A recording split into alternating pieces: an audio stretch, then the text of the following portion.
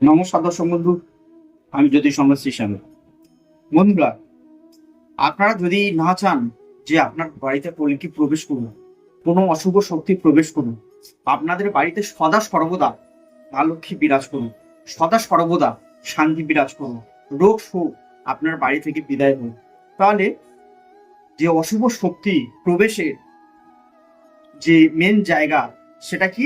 আমাদের সদর দরজা।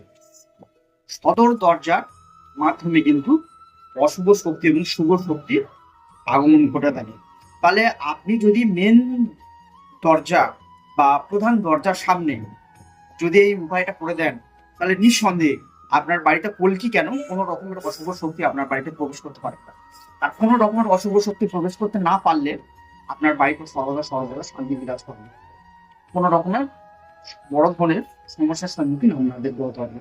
তার জন্য ছোট্ট একটা উপায়ের কথা বলছি, যেটা আপনাকে প্রতিদিন সকাল সন্ধ্যে সদর দরজার সামনে করতে হবে।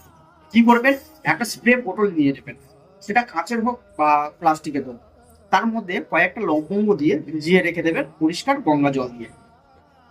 এবার প্রতিদিন আপনার ঘর মোছা হয়ে, ঘর ঝাড় দেওয়া হয়ে গেলে, মোছা হয়ে গেলে, আপনাদের যে সদর দরজার যে সামনে যে চৌকাঠটা আছে, ওই চৌকাঠের এ মাথা থেকে ও মাথা লম্বালম্বি ভাবে ভালো করে ওই লবঙ্গের জল সকাল সন্ধ্যা ঘর মোছার পরে বা ঝাড় দেওয়ার পরে স্প্রে করে দিন। দেখবেন কোনো রকম অশুভ শক্তি আপনাদের প্রধান দরজার দিকে আপনাদের বাড়িতে ঢুকতে পারবে। করে দেখুন, ফল পাবেন।